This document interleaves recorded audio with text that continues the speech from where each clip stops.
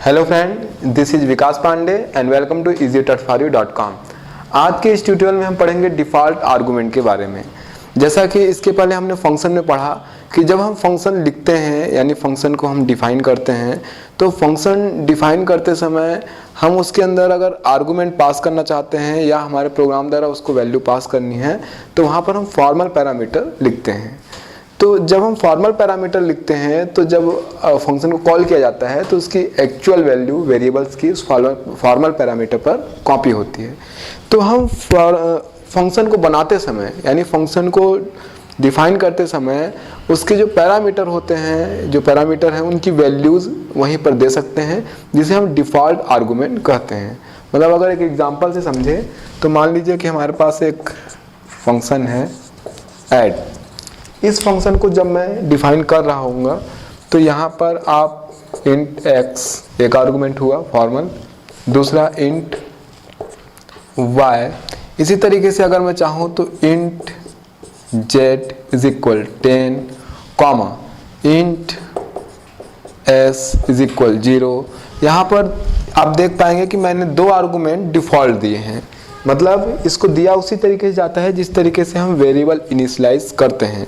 यहाँ पर कुल मिला के यहाँ पर 4 आर्गुमेंट हैं, जिसमें से x, y ये फॉर्मल पैरामीटर हैं, ये डिफ़ॉल्ट आर्गुमेंट नहीं है। इनको आर्गुमेंट की ज़रूरत पड़ेगी जब फंक्शन को कॉल किया जाएगा, क्योंकि नॉर्मली जब हम फंक्शन को डिफ़ाइन करते हैं तो या फिर डिक्लेयर करते हैं तो वहाँ पे लिख देते हैं कि इसको इतने आर्गुमेंट की ज़रूरत पड़ेगी। मतलब फंक्शन कॉल के समय यूज़र को उस टाइप की वैल्यू या जितने वहाँ पे आर्गुमेंट हो उतने आर्गुमेंट सप्लाई करना ही होता है ताकि वो एग्जीक्यूट हो सके। लेकिन अगर हम डिफ़ॉल्ट आर्गुमेंट का यूज़ करते हैं, जैसे कि इस प्रोग्राम में आप देखेंगे आर्गुमेंट तो 4 हैं, लेकिन यहाँ पर डिफ़ॉल्ट आर्गुमेंट 2 है, जहाँ पर z इज इक्वल 10 और s इज इक्वल 0 है। इनको हम कहेंगे डिफ़ॉल्ट आर्गुमेंट।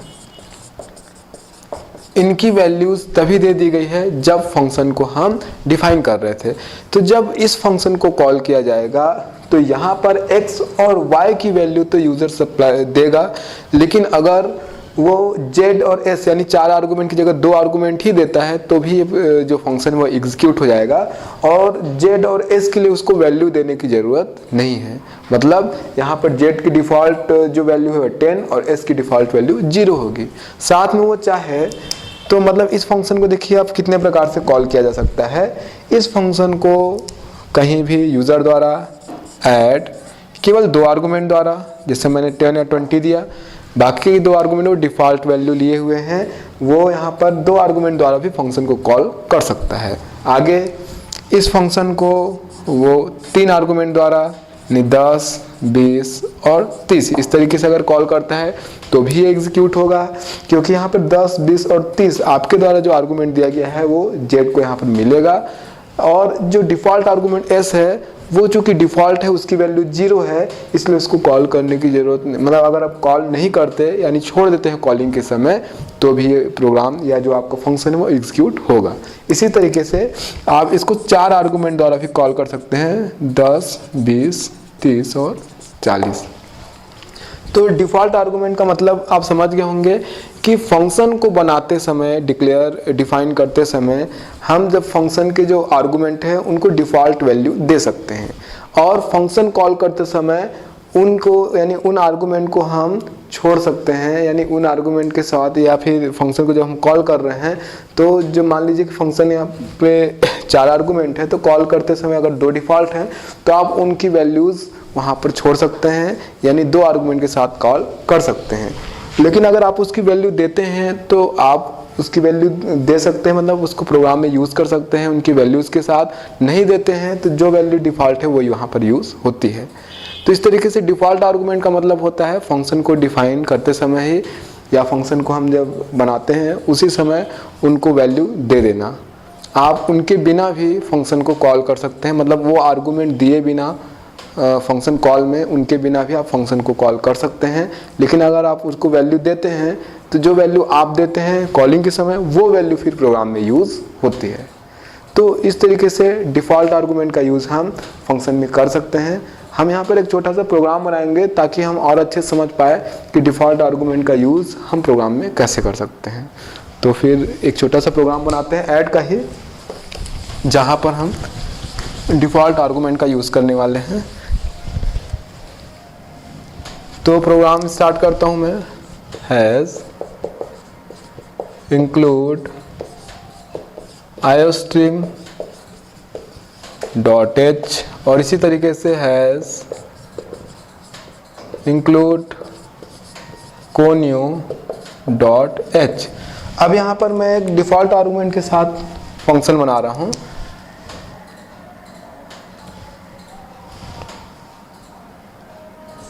Int add. अब यहाँ पर देखिए मैं यहाँ पर 3 आर्गूमेंट ले रहा हूँ, जिसमें मैं डिफ़ॉल्ट आर्गूमेंट का यूज़ करने वाला हूँ। Int x is equal 10 comma int y is equal 20 और इसी तरीके से इंट z इज इक्वल 30। यहाँ पे मैंने 3 डिफ़ॉल्ट आर्गूमेंट का यूज़ किया है और यहाँ पर मैं कोडिंग लिखता हूँ,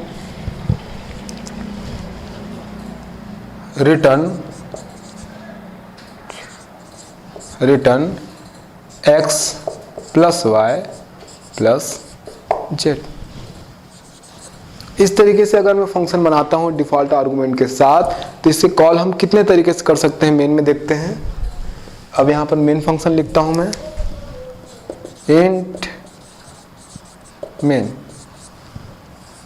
अब कॉल करते हैं एक एक करके, सी आउट। अब चूंकि मैंने यहाँ पर तीनों ही आर्गूमेंट डिफ़ॉल्ट दिए हैं, इसलिए यहाँ पर सबसे पहले आप चाहे तो बिना इनको ये आर्गूमेंट दिए सीधे आप फंक्शन को कॉल कर सकते हैं, बिल्कुल इस तरीके से ऐड फंक्शन।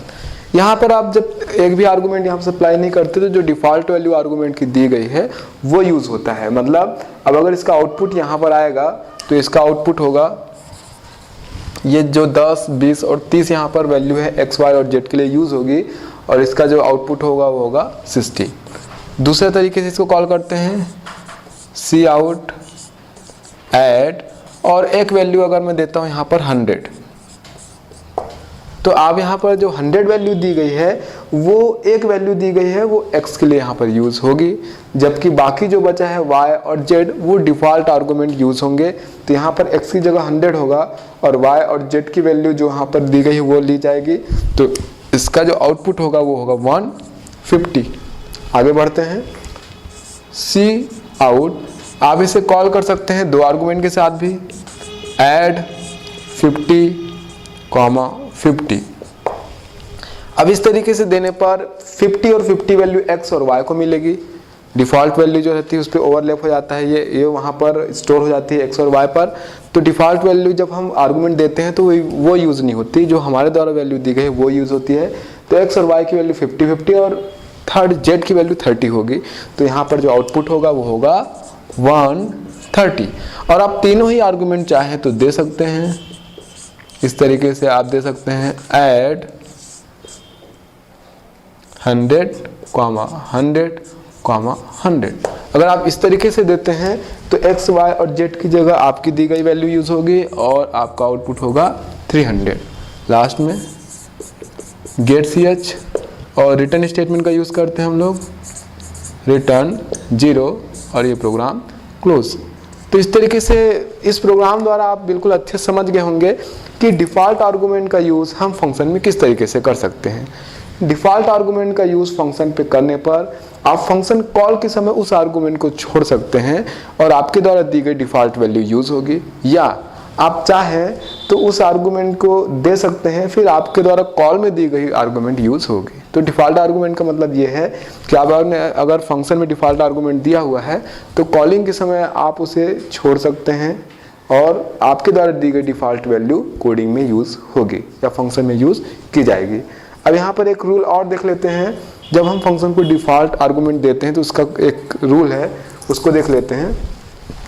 डिफ़ॉल्ट आर्गूमेंट देते समय हमें ध्यान रखना होगा कि हम default argument right to left की तरफ ही दे सकते हैं। कहने का मतलब ये है